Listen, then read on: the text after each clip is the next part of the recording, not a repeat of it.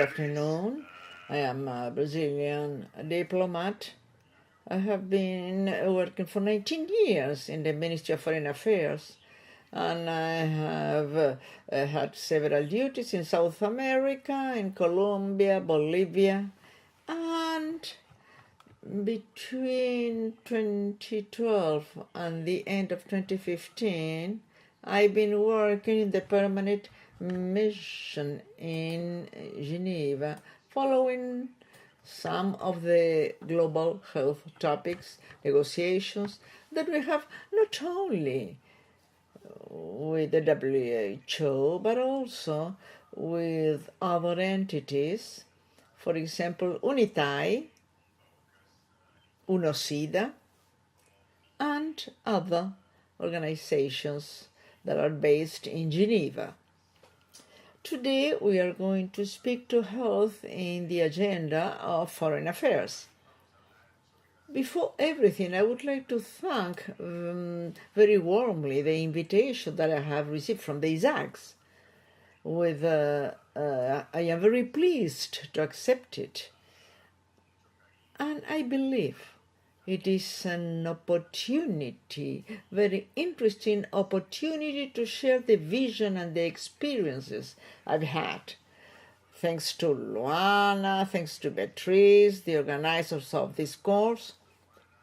And therefore, I think we can exchange some views by video. Let's start then. I would like to refer to, and I think it's important, the relationship between diplomacy, foreign affairs, and global health, defining the area of discussion. In terms of foreign affairs or international affairs, if you wish, which is a very wide field, we may concentrate our focus on the foreign policy of each country, according to the defense of their interests, national interests, their definition, and it is formulated and expressed, especially by the government. Diplomacy is the instrument through which the defense of the policy takes place. And it's based, as I said before, in some interests, but also we have to connect that with the values, both of each society and also shared values globally. As we always say, we are in a process of a very strong globalization and integration process everywhere. Health is one of the sectors involved. We had all the examples since the end of the Cold War, the impulse given to communications. This was not possible some 10, 15 years ago, and everything has changed in terms of the technological integration, physical means vis-a-vis the purposes of foreign affairs. That vision has to have some values, especially because we are also sharing more and more the causes and the effects of the problems affecting us all. Going back then on the foreign policy and international relations, I would like to highlight two dimensions that I think are very, very important, especially under the perspective of countries sharing many common characteristics as our South American countries. The first dimension that you see on the screen is development. Throughout, especially since the 50s, foreign policies have increasingly focusing the formation on searching means for development in international area. We will gather all the elements able to help the domestic development of our countries. This is a reality. It's a common reality, and we can say that in the area of foreign trade, I believe that most of the South American countries have always had the need to finance our development through trade.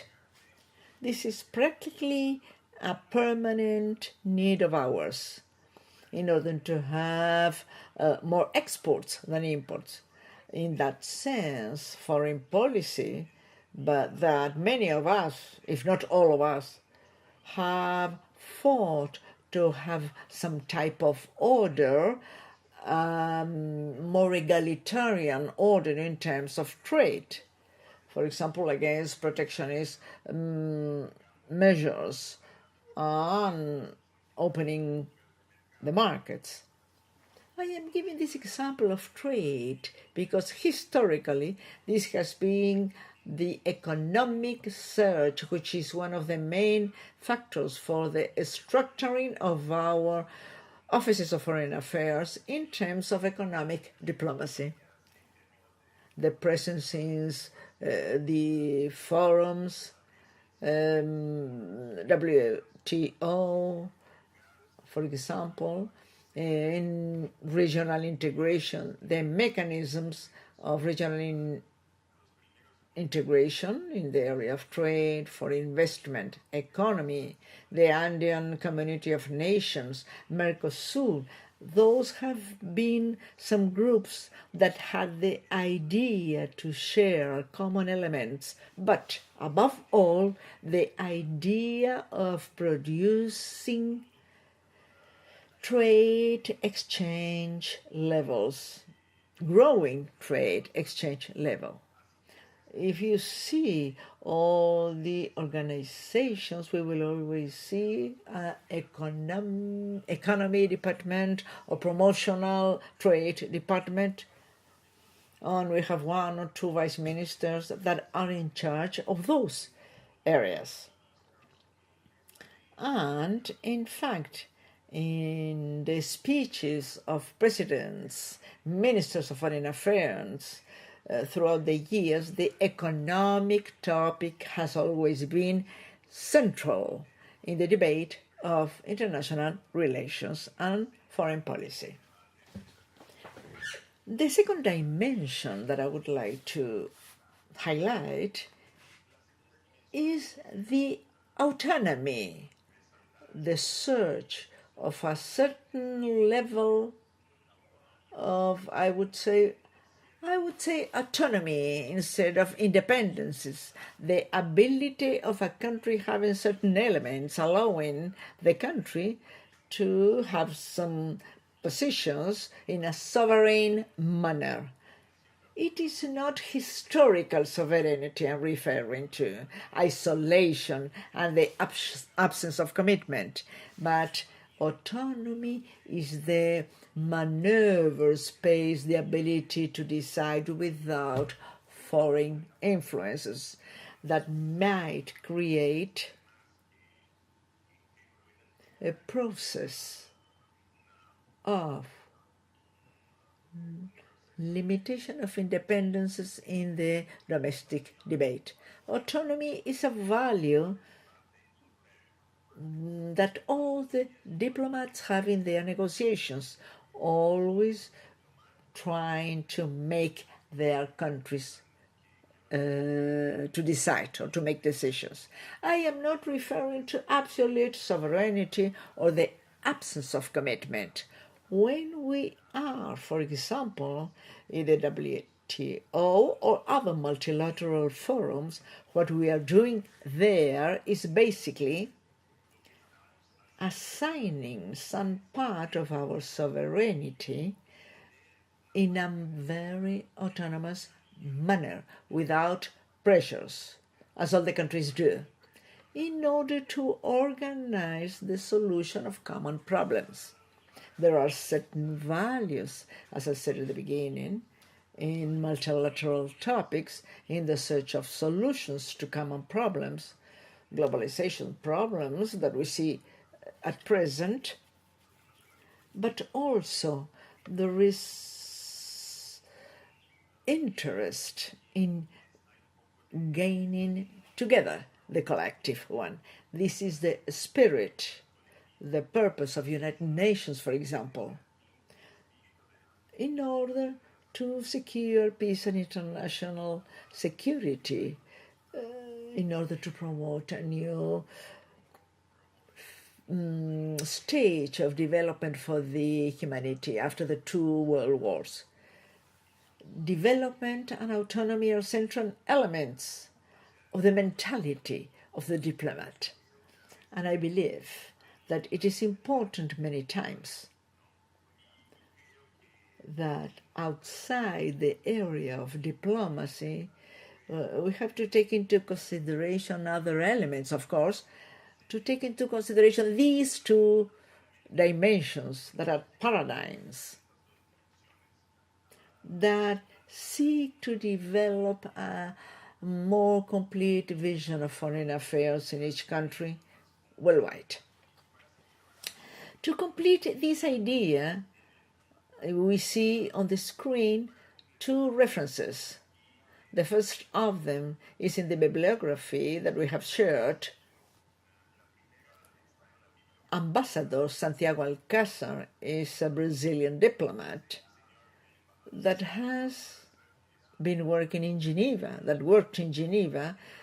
developing a very interesting thought on global health, speaking on the formation, development of foreign affairs officers, and basically he says that in a simplification we may think that in the area of ideas and the construction of foreign policies, as I said, economic diplomacy that has helped to structure our offices of foreign affairs around topics, trade topics, the search of new markets, agreements, regional multilateral agreements, exchange of products.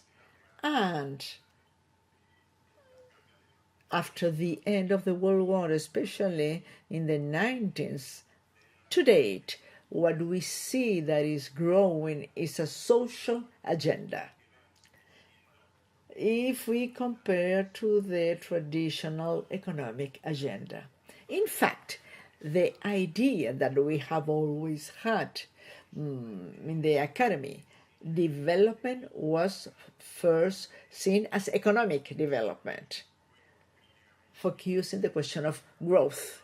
More and more now, development, and since the 90s, we include not only the economic, because we have had the experience, disagreeable experience of liberal policies or neoliberal policies that have promised to reduce poverty, and this was not the case. On the contrary, we have had problems of distribution of resources at the same time with a strong growth.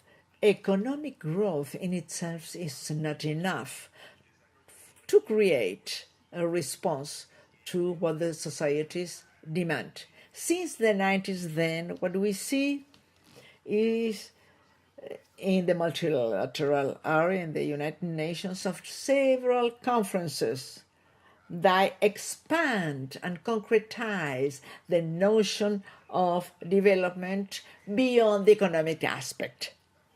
For example,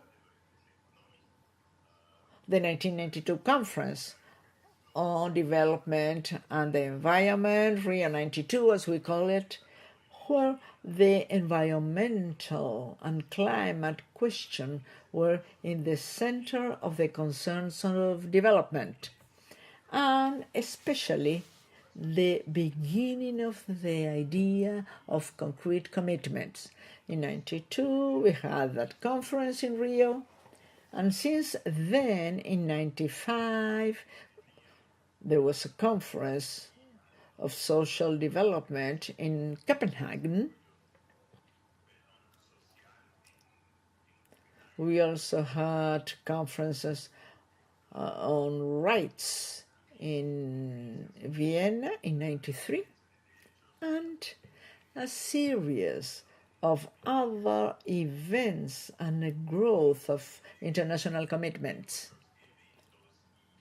between governments.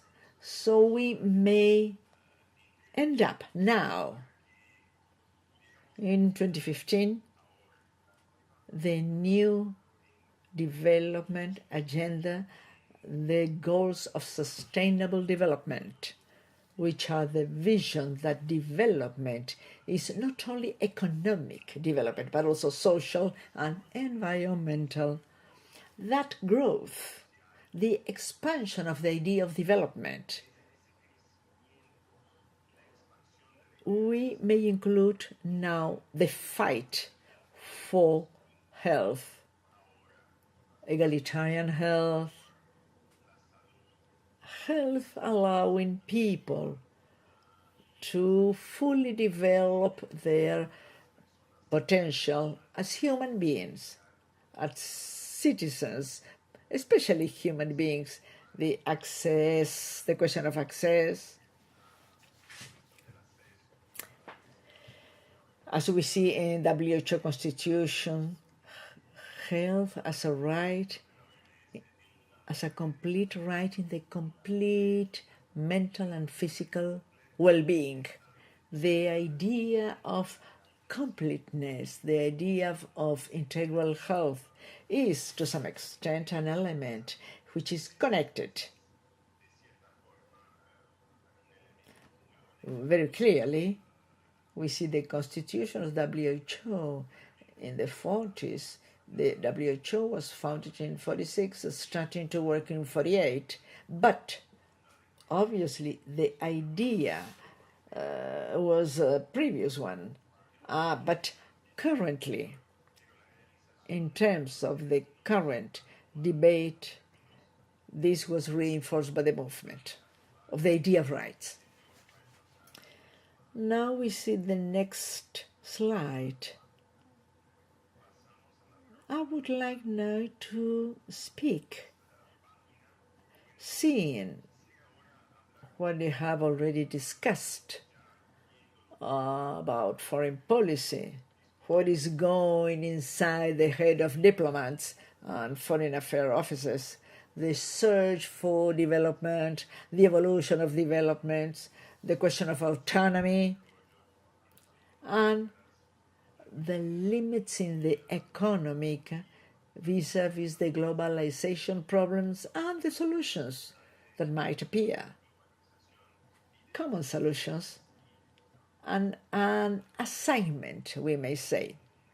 This is not saying no, renouncing, but having solidarity, values, exchange values, sharing development so we all may gain. This is also important, I think. We will see in more detail here. If we see the negotiations in a very intuitive manner in the economic area, and we compare them with the negotiations in the area of health, there is a basic difference. In general, in the economic field, many of the negotiations, I cannot generalize, of course, but the idea that we see there, which is silent perhaps, is perhaps, well, what I gain, the other may lose, my partner may lose. the countries, of course, exchange agricultural products, industrial products, growth, the export of agricultural products is connected with the imports of industrial products. But there is an idea that is very economic, a very economic one, that one gains, the other loses. In that case, there would be no economic agreements. But there is an idea of monetized, which is monetized. We see, especially when you have to, in the case of questions of economic negotiations with domestic sectors, some sectors are not ready to give anything, and they just want to conquer new markets. That happens in any society, of course. But in the area of health, we don't have that idea. We have another mentality, another manner of thinking things. In the area of health, when a person gains resolving problems, for example, epidemic, or improving the organization of the health systems, the promotion of access, new technologies, and reduction of prices, everybody gains. There is a collective aspect of the distributions of the benefits in an agreement in the area of health. Things are not so sectorial among the negotiating partners as in the case of economic agreements. I say this because it's very important, because when we work with global health, especially in the multilateral area, to have the ability to communicate those differences of mentality, those differences of logic, and the nature of the problems that we face in global health and in other areas of negotiations that perhaps are the classic sectors. I think that is one of the first distinctive elements that are very important, that when we work with diplomats, a profession of global health, we have to understand each other very well, because we all wish development, broader development, and more complete, emphasizing the right to health of the human being. This is a key element in all the negotiations. We may never forget that. Even in a very concrete negotiation, what is behind that vision, we will never have to forget. It is very important then to work between teams of different areas, because problems are interdisciplinary, not only in the area of international relations in health, but also in several other sectors. In order to define the area, I have 4 dimensions of health. Health in general terms, which is the best expression, is the introduction of the WHO Constitution. Public health, this is something that we sometimes, which is global health, which is public health, is it international health? The debate is an open thing. The more we can read, more perspective we will have on that topic. What I can contribute to the debate is the experience that I've seen. Obviously, as public health, the health of the population of a specific group, the population of a territory, this is intuitive. We know what public health is and the primary responsibility of the authorities and the need to create conditions for the development of that territory, of that populations, in different dimensions. International health is something that is mixed up with global health. Some people believe, some academicians or authors consider that international health and global are the same thing. I sincerely believe that that the distinction is useful. International is between countries, between nations, is the bilateral cooperation that we have between ministries of health, especially programs for exchange of technicians, donations of medicines, equipment, joint actions. But international health is something that has been occurring for decades, more than a century. The PAHO Foundation, which was founded not in a global vision but in an international regional vision, in order to provide protection in several moments, especially in the first conference of international health, was to protect the flow of migrants, international relations, and the communicable diseases and so on. That appeared at that time.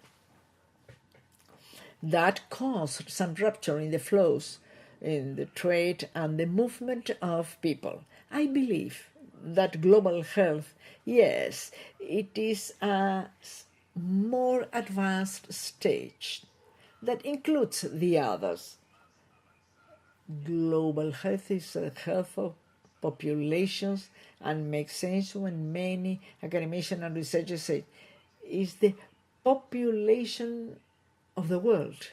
It's a question that has no frontiers, has no borders, are problems that do not respect the borders. The idea of globalization that we've mentioned at the beginning, an intensification of the communication and transport flows that has to be accompanied by global values, able to guide to certain solutions. Global health is an operational concept which is very relevant and very practical one. In the first instance, because according to the experience of the WHO, all the plans and strategies for fighting diseases are global plans, global strategies against TB,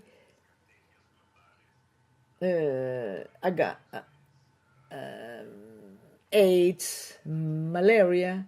These are global plans and actions, and in the practice, in the daily practices, in global terms, they exist and they make sense. Although certain school of thought, I see a lot of literature that is associating global health to certain types of economic thought. For example, the result of globalization, which is a new moment of expansion of the neoliberal thought. But I see it otherwise. I think it is possible to see that, of course, the expansion and the connection of global problems with economic globalization. But I believe that in the area of global health, we have to take into consideration the experience of the fight against AIDS since the late 80s and throughout the 90s, especially in this century. And the fight against AIDS was in fact a revolution in the manner of organizing ourselves as governments, societies, in order to face a challenge, a problem with very specific characteristic demanding innovative responses. I believe that in terms to synthesize in terms of differences between international health and the importance and the vigor of debate and the fights and the challenges in the area of global health is not only the presence of governments that have made more investment, participating in new manners of organizations for the problems, but as I said, in the case of AIDS, the presence of a new player with a lot of energy, which is the civil society. It is not possible to think about global health without the presence of an active civil society, either in the area of medicines, nutrition, the question involving migration of health workers, and also the migrations and the impacts on health, the emergence of that strong player that is participating not in the WHO in the same manner, that we have a new framework of the actuation of non-state organizations, for example, UNITAI, the Global Fund, and other activities, the presence of the civil society, which is organized or not, that is a characteristic that I think denotes an evolution in the manner in which we take care of the challenges and problems of global health. The role of the defense for the promotion of advocacy of civil society has been a very, very important force, which has determined, and we will see that later. Therefore, following our topic, one of the key points in global health as a concept, as an area of work, is the ability to be able to work with problems and concepts and negotiate with different sectors. Here we have in red intersectoriality, which is something very well known, the fight for access to medicines, which one of the high topics in the area of intellectual property with the Doha Declarations. This was vital in terms of subordination. For the first time ever, this is an idea of Santiago Alcázar of the importance of human development, integral human development, represented by health and the right to health. The human right to health was the first time ever that it was created through that declaration in a very strong manner. The relevance, the important relevance of human beings above economic interests that we saw after the TRIPS agreement in the area of the WTO.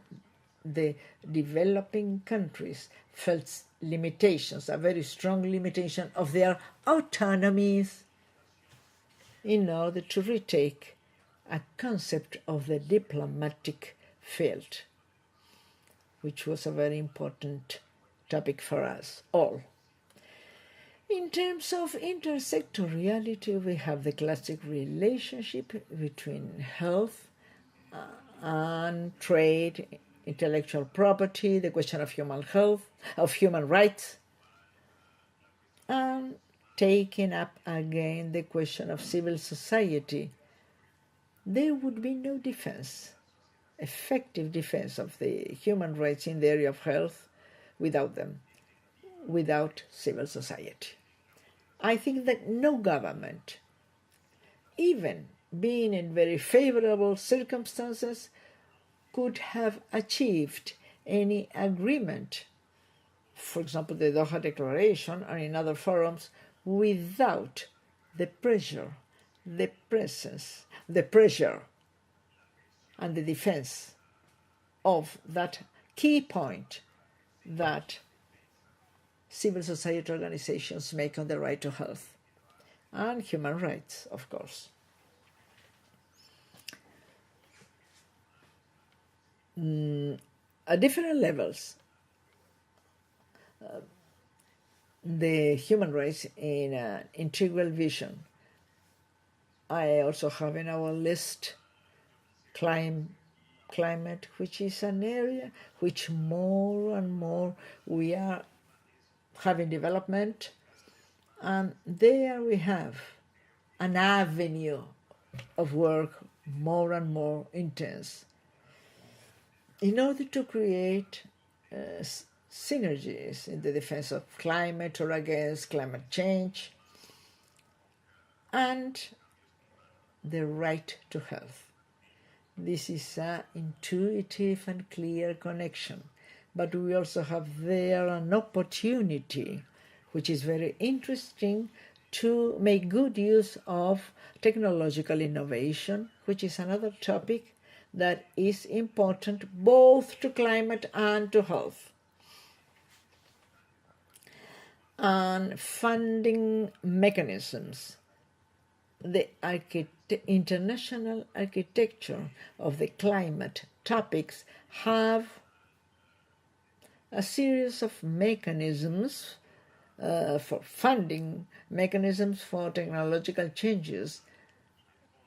These ideas have to be studied with attention. Sometimes we have to import some solutions, but there are a series of competencies that we have to face and work in global health, being aware to gather efforts for the construction of common solutions. Migrations is a very key topic at present. Everywhere in the world we have migration flows more and more intense day after day, creating situations that were not expected in some areas of Europe, for example. We see the number of people that are sick with Chagas that has grown substantially, and there is a focus of attention to this disease, which is a tropical disease, especially known here in Latin America, and one of the tropical diseases that have been neglected. And it's a point of attention, especially in migration centers in Europe. They have received a very important flow of people. This may create new forms of cooperations. There is a political economy of global health, of health and international relations, that may connect with common topics, connecting problems of the South with the means that are not only in the northern countries, but it's important to have a global response to these problems. We also have conflicts, disasters, and humanitarian emergencies. This is another topic. Just to cite the example, the work of eradication of poliomyelitis has had some new examples of polio imported from conflict areas in Africa and other countries. in view of the migration of people in combat and situation in conflict, and we may see deliberate attacks to the facilities and the health staff. There are many cases in these situations, very significant numbers. Where is going again? We had MSF, had hospitals that have been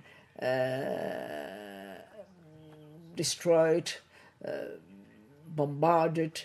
It's a political problem, requiring a political decision affecting the question of access of the population to those areas, the right to health, the exercise of right to health, and the dissemination and distribution, as in the case of polio, and the transmission of diseases.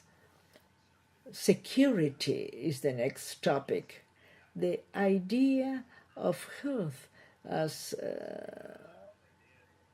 safety or security is a very difficult idea to explain. There are some important topics that we have to follow with attention because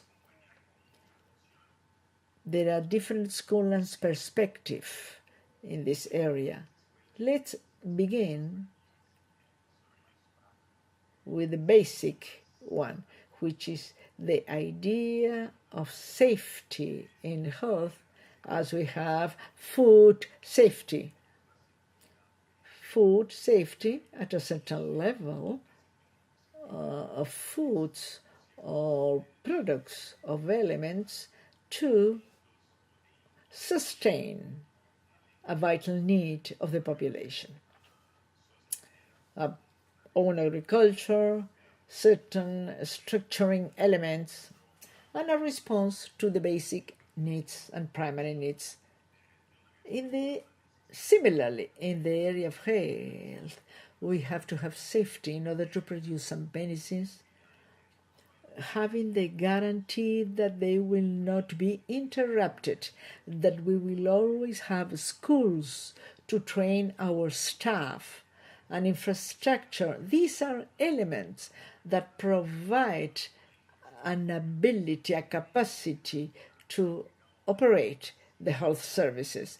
And also the idea of national security, and we have another level there, the idea of national safety, for example, in the case of epidemics, that can be lethal and kill a lot of people very quickly, and they are, of course, an element of concern of sectors outside health. That includes the academy, the economy, because there is a considerable reduction on the blocking of trade channels, and also in the area of the security forces, military, and so on. I believe that some thinkers have the concern that health, and especially health as we wish it, that means to say the fulfillment of a human right, we have to have an intersectoral dialogue, and we have to see when and if it's necessary. I don't say that it is not necessary. Sometimes it is important, and the idea of universalization of health calls for it. But the question of access or other elements have to be discussed necessarily, and a perspective of safety, or the use, which is worse, the instrumentalization of health for security purposes. We have to make a distinction, a very clear one, when we speak about safety or security. One thing is the basic one as a guarantee of the means, and and the final goal, on the other side, the idea of security or safety subordinated to security operations. We have had some examples in recent history to justify having more clear differentiations when we receive on the safety or health and the definition what we mean by that. It is very important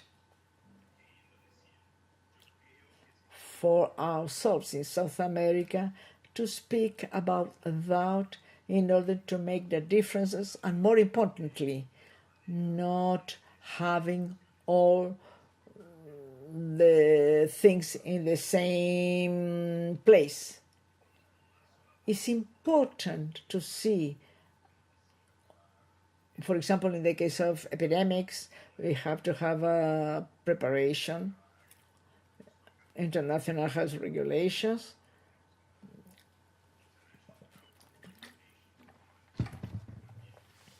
and until the line which we must cross. It is health is a human right and doesn't have to become an instrument. I think it's important to recall that. We have also the question of data. And not that it is not a sector still, but more and more, as we know, with the new technologies, with iPhone, with smartphones, we are producing an immense number of data which some 5-10 years ago we could not think of. The cost of having all this data on epidemiology, food, the cost of maintaining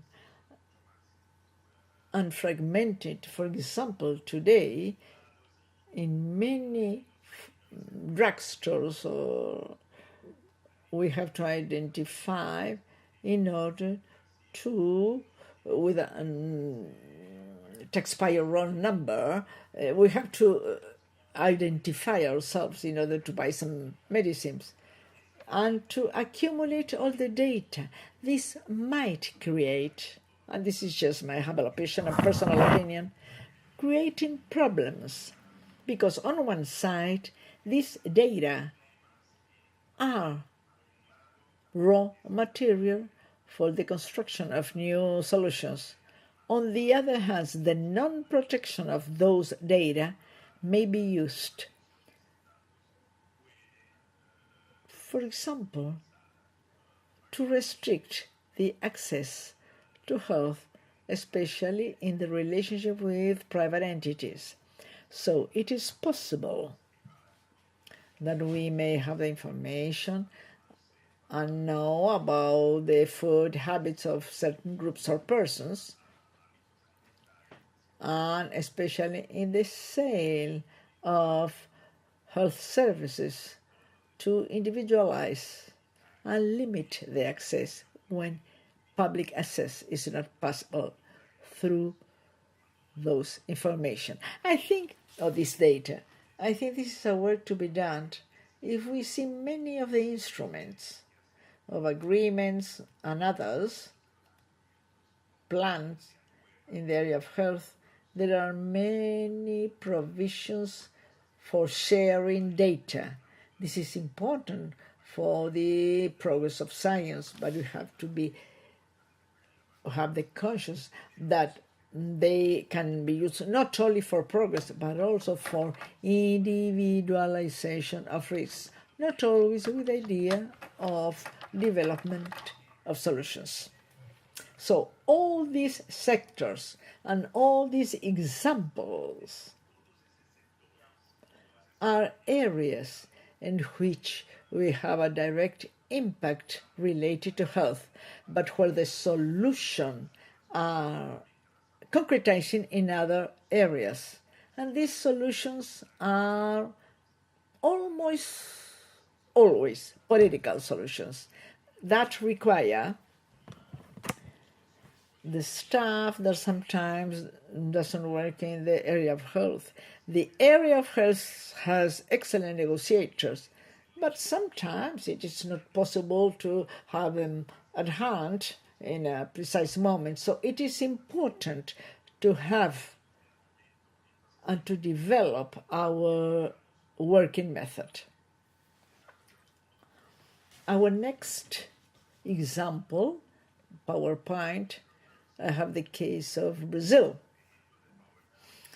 For you to see not only intersectoriality and the different forums, and we have just a few here. We have negotiations. I don't know how many assemblies or specialized meetings in WHO, in PAHO, UNASUR. We have BRICS, we have the community of Portuguese language countries, and in addition to the partnerships and the societies, the public PPP, public-private partnerships, the demand for the work in global health in chronological terms is very, very intense. In the case of Brazil, I will give you some examples also because I have some experience, but this requires a level of organization, either as UNASUR or individual countries. We have to be well prepared in terms how many people can participate in so many different discussion forums. What will be our contributions as individual countries and as a group? It is important to develop a regional thought based on the different points in common that we have and interests that we have that can be defined and have also defined already in the UNASUR Health Council.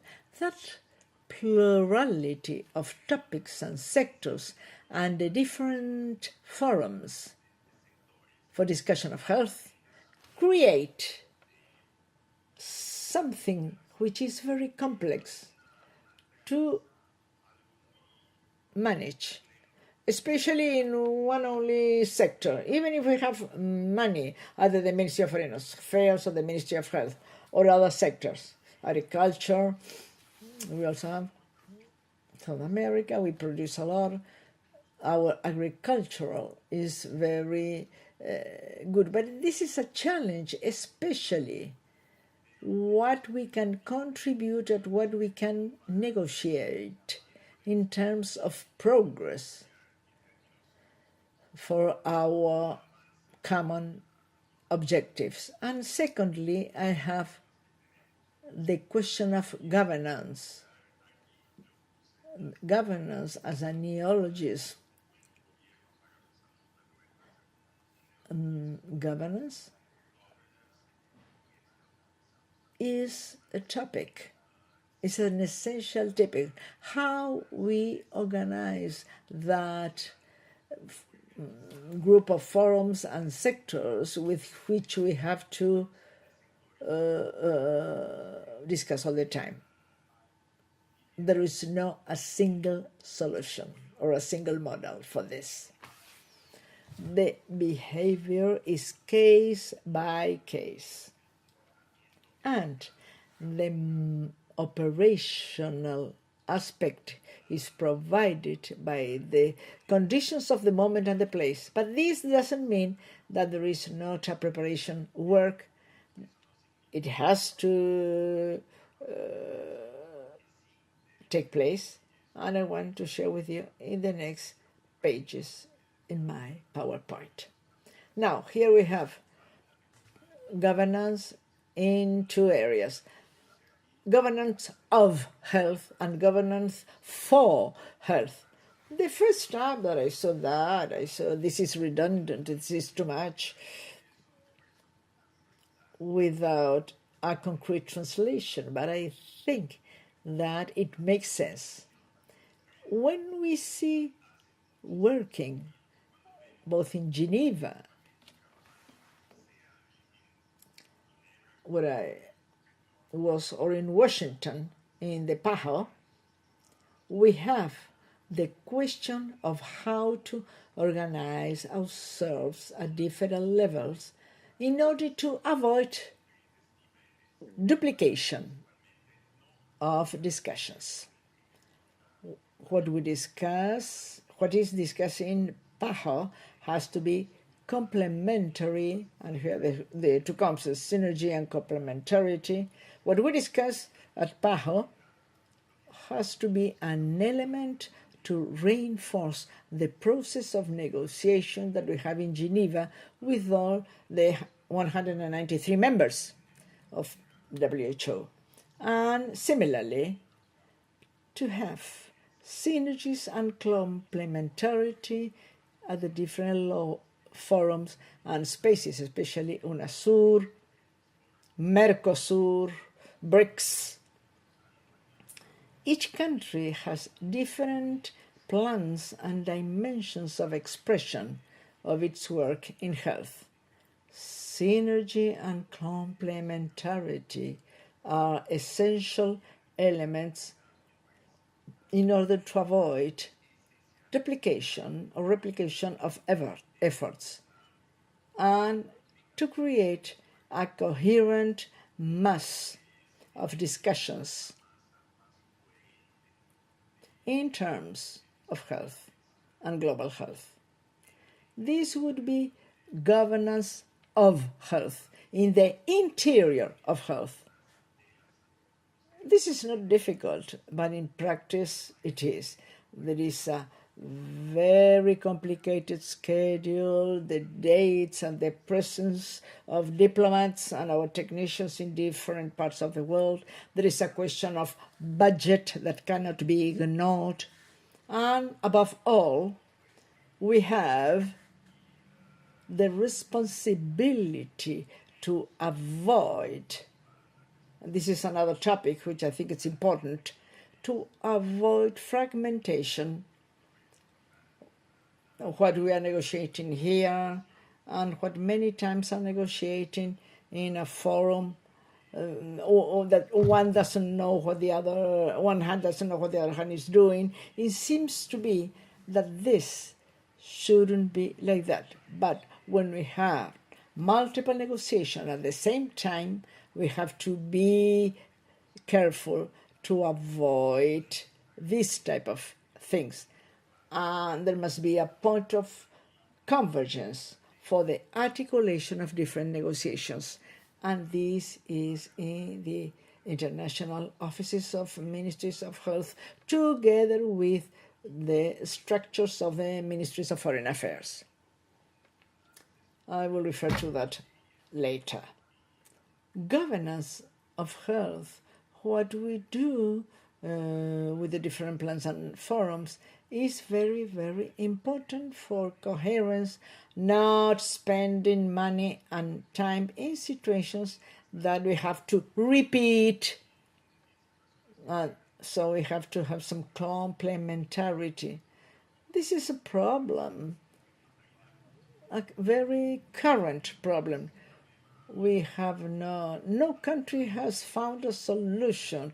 I think that the best elements to be able to address this is to have integrated teams, not just one team, but the teams of the ministers of health and now the Ministry of Foreign Relations know each other and have communication, so to coordinate their efforts.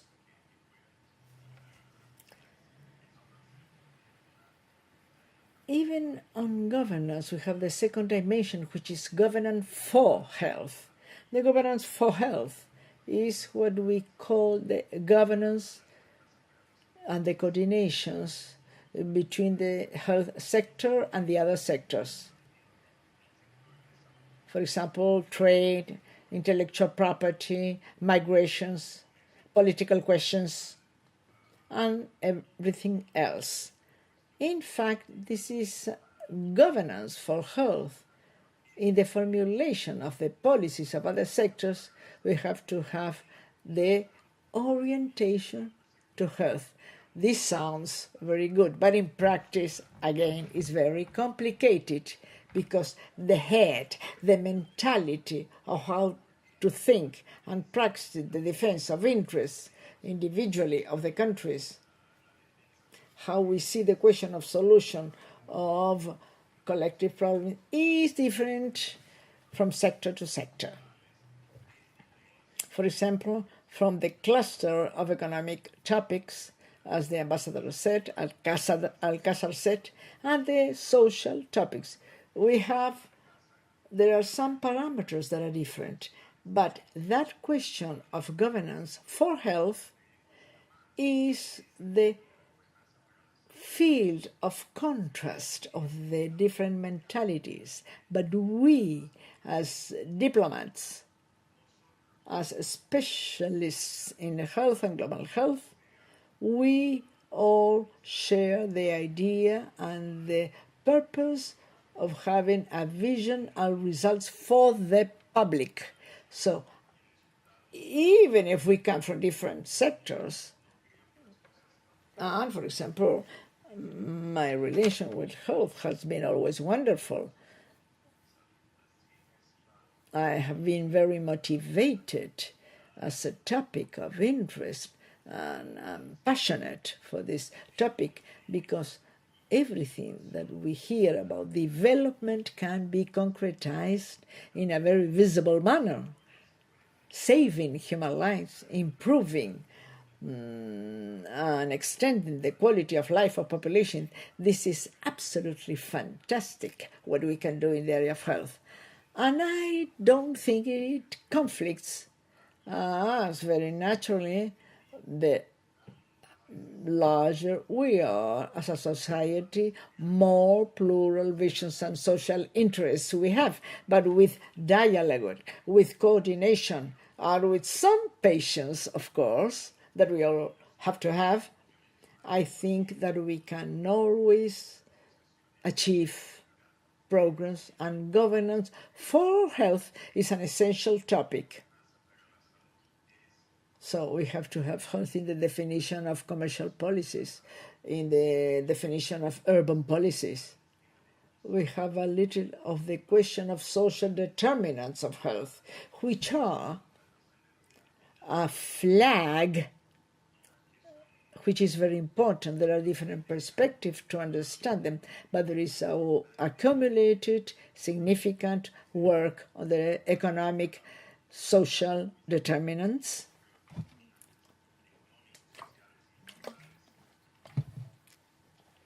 of health. And that is a topic that I would like to highlight in order to take into consideration.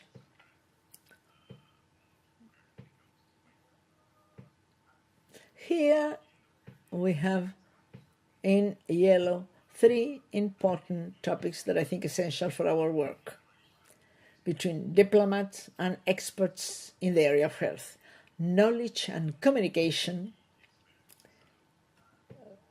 Personally, when I arrived in Geneva, I had no experience with the area of health.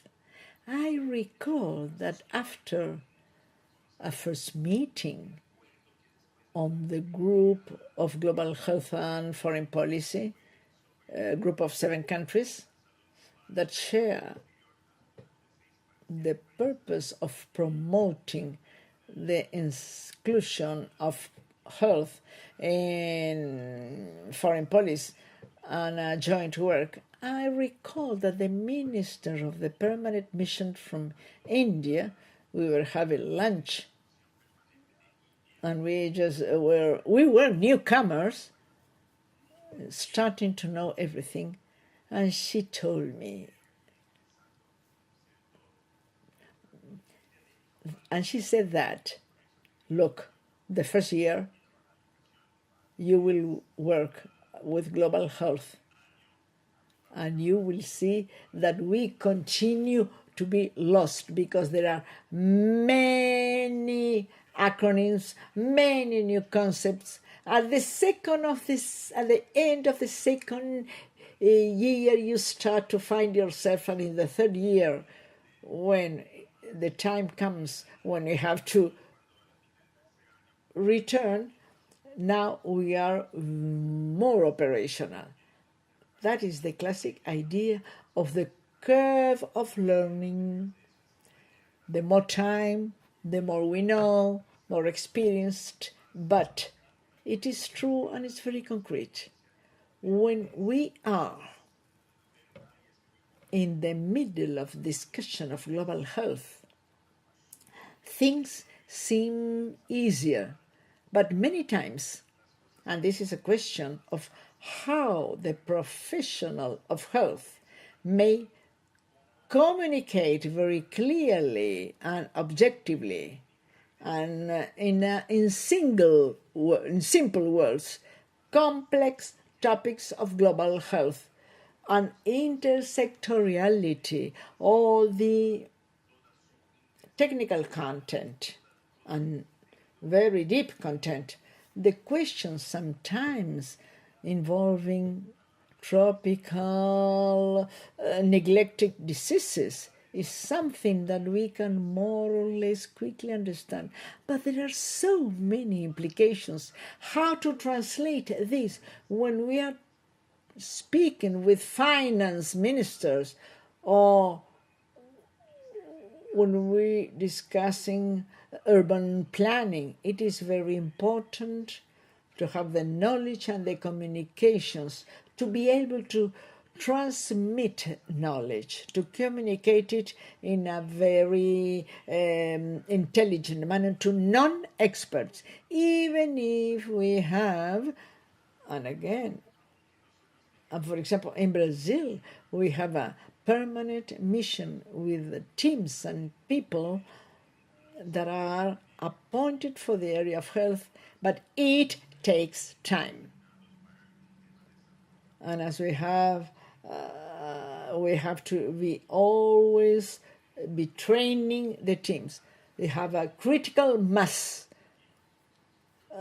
courses, books, studies, new questions.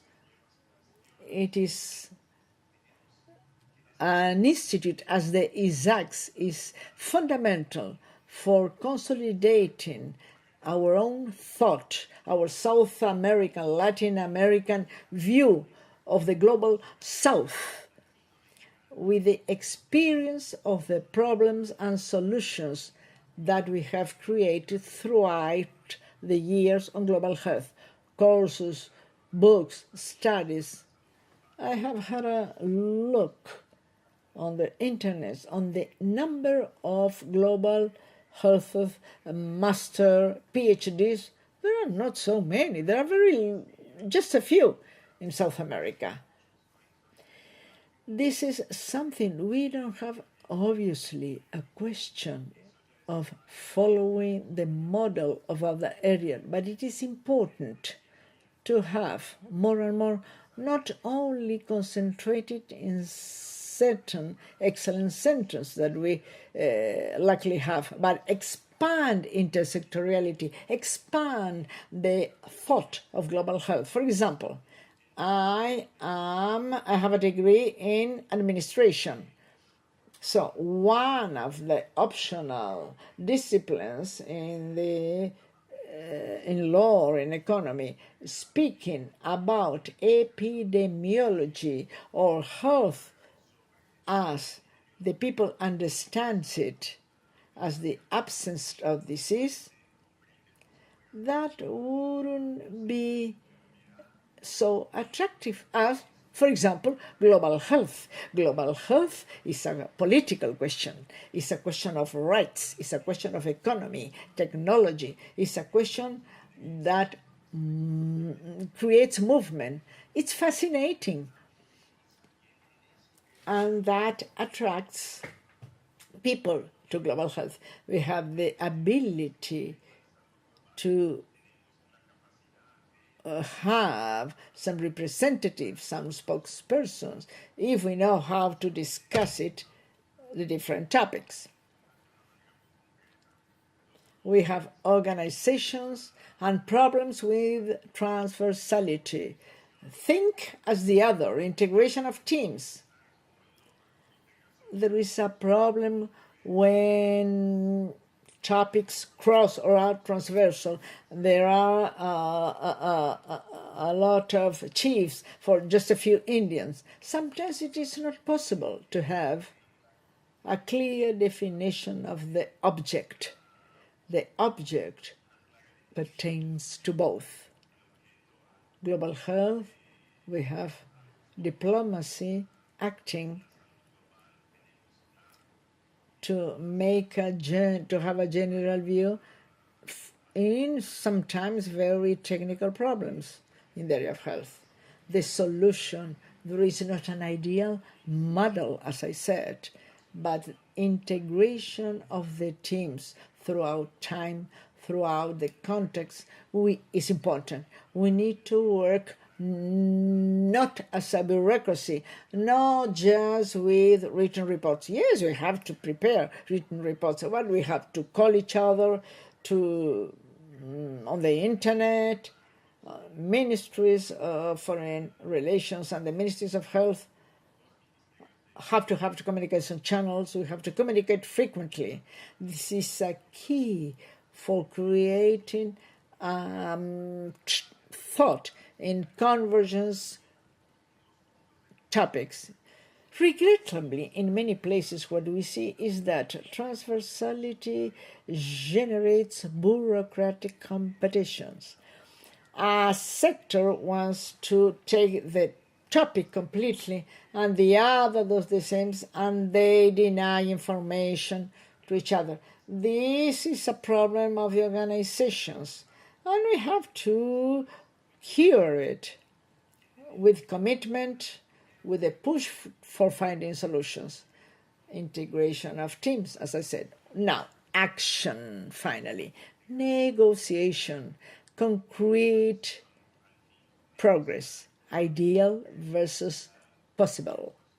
This has to be oriented to action, concrete negotiations, and many times, especially in intersectoral terms, we have to flexibilize. We have to be flexible beyond what we expect. But it is important, even if we don't have the solution that we wish. It's important, however, to have concrete progress. I would like to give us an example of the negotiation of the Doha Declaration between 2003 was the result of a process, a political process, which was contextualized by the world moment at that time with the question with the Twin Towers, the possibility. People was frightened. Ambassador Celso Amorim told us the story. There was a pressure to have an agreement in Doha, and it was very important to achieve something and avoid paralyzing the process in Doha. These sectors, there were external elements to the process, the negotiations between trade and, in the case of flexibilities and public health, that had decisive influence. Now we continue the World Health Assembly. This was one of the topics that the ISACs asked me to mention, basically about the experience. In the first instance, the involvement in the World Health Sentence in mid-May of each year demands a lot of organization and coordination.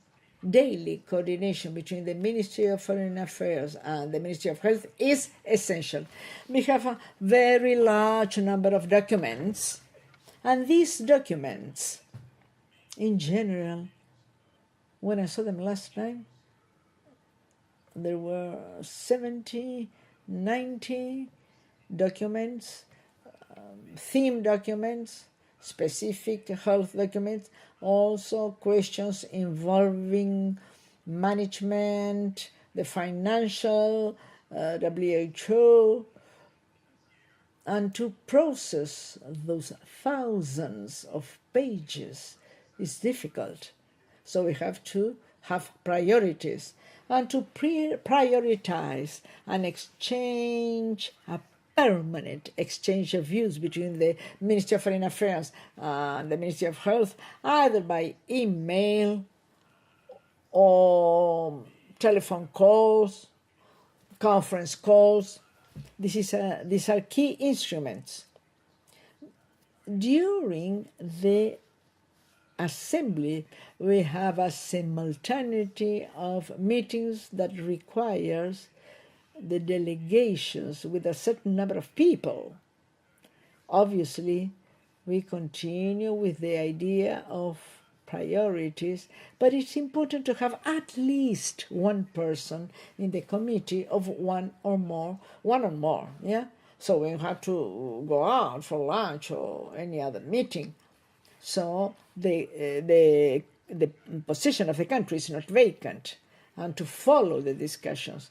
One person, one in Committee A, another one in Committee B, another person accompanying the Ministry of Health or the permanent representative of the community or the delegation. So minimum 4 people, when 1 or 2, that minimum 6, I would say, to be able to cover everything that is going on. Of course, we have many negotiating processes go until late hours for inextensive negotiations requiring an effort. They are very tiresome,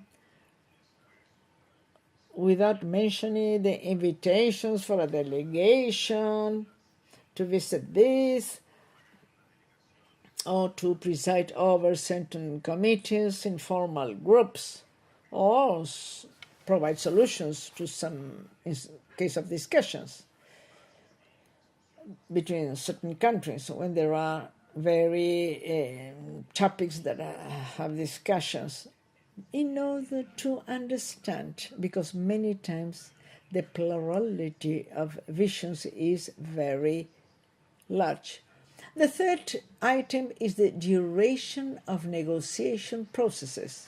As I said, some negotiations go very light in the night. In the case of Ebola, there was a negotiations during 20 hours. It is fundamental to have a certain preparation, physical resistance. During the assembly, it's important to have 7 or 10 days to have the ability to provide the people the possibility of good sleep. Sometimes it's a 24-hour work.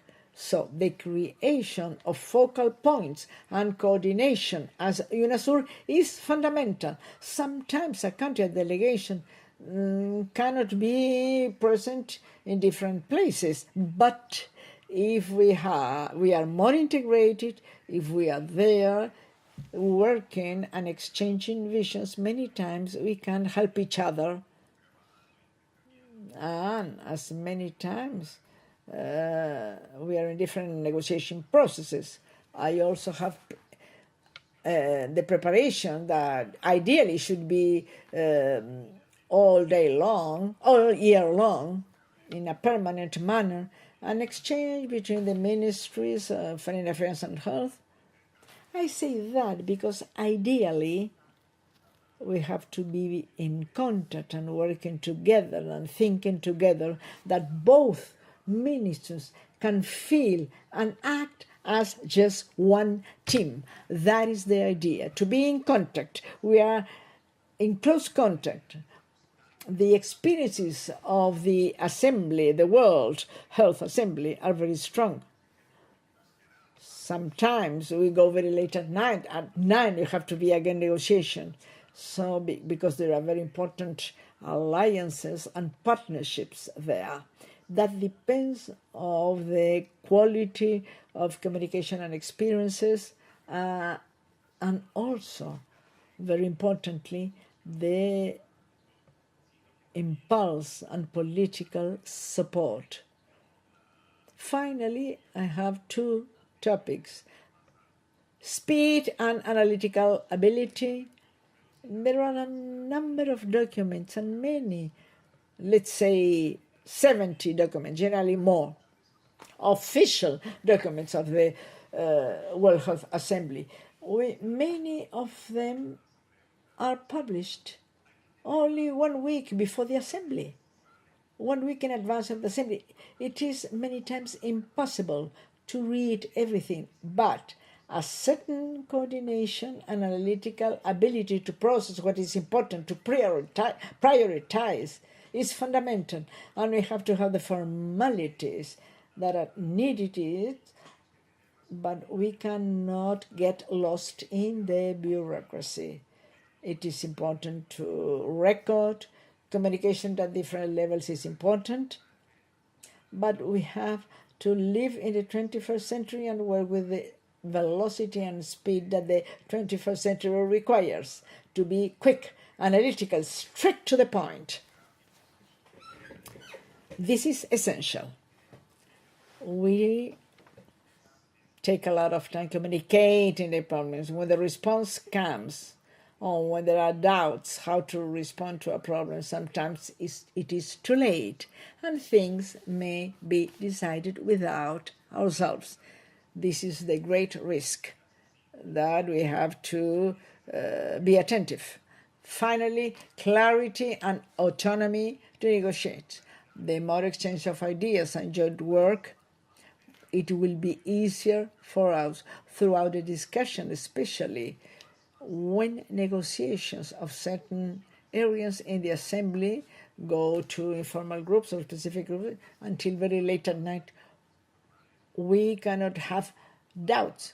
We cannot be 100% certain, but there is a level of knowledge and autonomy which is essential, because I know precisely which are the red lines, which lines we cannot cross, up to here, not more. So this is very important to know that for the World Health Assembly, and it's one of the best investment that we can make is being there with teams from both ministries that are very active, health and foreign affairs, but also from other ministries. I think that it is an investment, it is not an expense. I know we are concerned with the cost of hotels in Geneva. The earlier we can define reservations and bookings, the better. And all the infrastructure for support, hotel and all that. But it is an investment because we create a certain critical mass, bringing people from other sectors when possible, on the reality of negotiation. So, finally, a topic that I think is key. The World Health Assembly is the highest level, the highest definition organ for the health policies. Again, health, international health, global health, it's there when we see the reality of global health, what we are approving through those plans and documents and strategies are the frameworks, the parameters. It's a structure of the right to health globally. Is how the system is made up of, the global health system.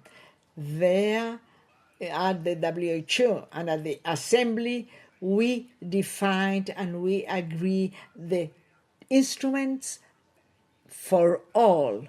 A plan of fight against AIDS. We have a very strong dimension for non-discrimination. No to stigma. We reinforce the right to health. The Doha Declaration. There we have. And that is the gold standard for the discussions on health in regional forums, in national forums, and so on. It is very, very important. It's key. It's structuring for the debate of health. And there is something that is very important to see. What we decide at the Assembly, the plans, strategies, resolutions, and decisions are not, in general, elements that internalize in the area of domestic legislation in the same manner as the decisions in other sectors. Many of what is decided in the WTO becomes a law within the country. What is decided in the Security Council, penalties and whatever, many of those decisions have the force of the law in our countries. Each country is different, of course. What we decide, a plan of fight against TB, sometimes doesn't come to the legislation, the country legislation. There is a difference. At the Assembly, we are structuring global health, and this cannot be compared. This is public health. The dynamics are different, something new. But we have to, this is an important point in the book Global Health Law. Many times what we may decide in forums where there's internalization of the rules, as in trade, may not be being 100% coherent with our objectives. Against it is the intersectoral game where the foreign policy and diplomacy is an essential element. But conscious diplomacy, conscious of global health, the diplomacy of the structure, critical mass, as I said, able to be attentive to the general vision of what is going on and act in favor of the purposes of health, and health seen as development, the vision of development, where the vision of development, sustained development, is holistic and strongest. Finally, there are some topics here.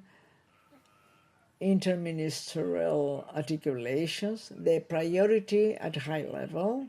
It is important to have the political support of the highest levels of the government and of ministers.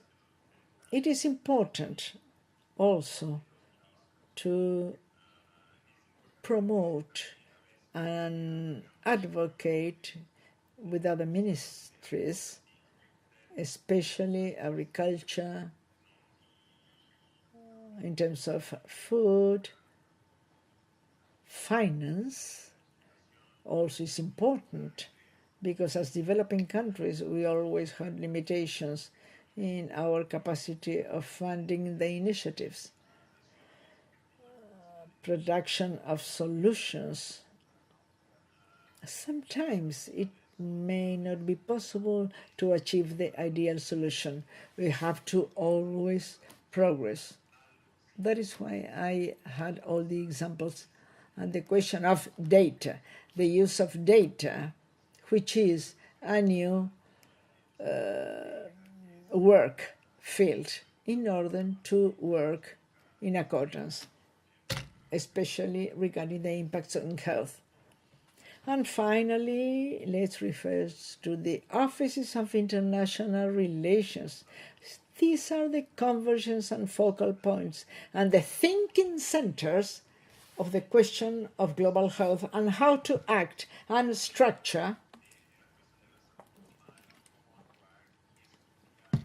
the search of resources and efforts, as it is recognized the first forum, which is the World Health Assembly, and also other forums, PAHO, and the different meetings that we hold, and the discussions, the UNASUR Council, and all that.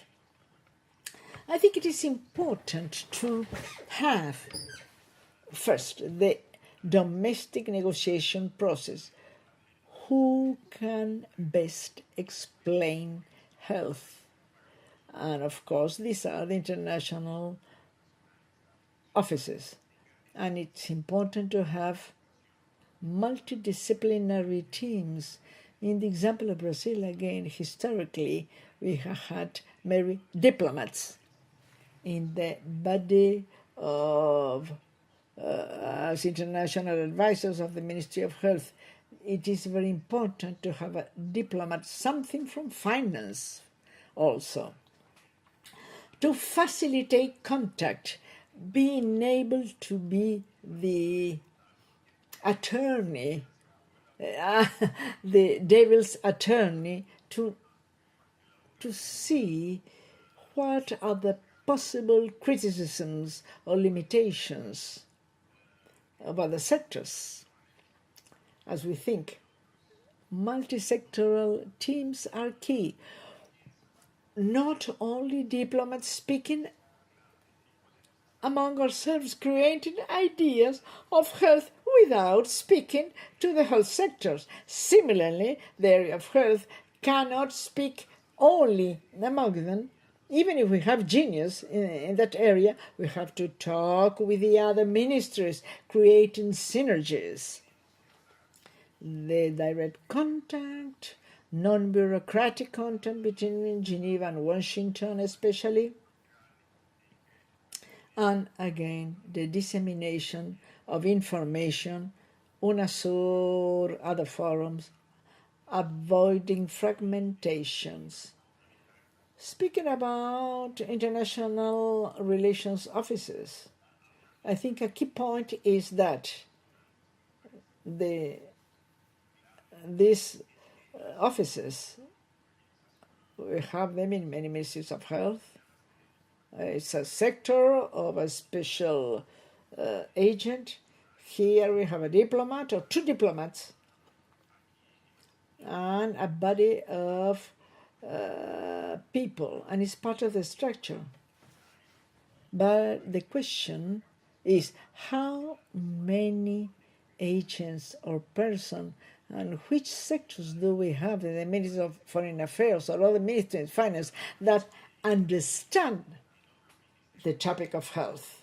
It is important for always to have counterparts in the Ministries of Foreign Affairs and in ministries of representatives of finance. In Brazil, we have the Department of Social Topics and Human Rights, and there is a division in that department where we have two diplomats dedicated exclusively to the area of health, to the topics of health, but taking into consideration the dimension of the questions and problems and forums of the intersectoriality, I believe that that we will have a sector in the Ministry of Foreign Affairs only for topics of global health. It is very important to think also in counterparts of RS, which are, as I said before, the focal points which are more important. So I believe that I am going beyond the limit of time that I was given. But anyway, again, I would like to thank you again for the opportunity. I hope this has been a useful contribution with thoughts and ideas, although it is not easy to speak looking at a light, looking at a computer and speaking Spanish. It's a language for the heart for me. In the countries, our history, we feel at home when we are in the countries of the region. And send you my warm goodbye, and thank you for the opportunity.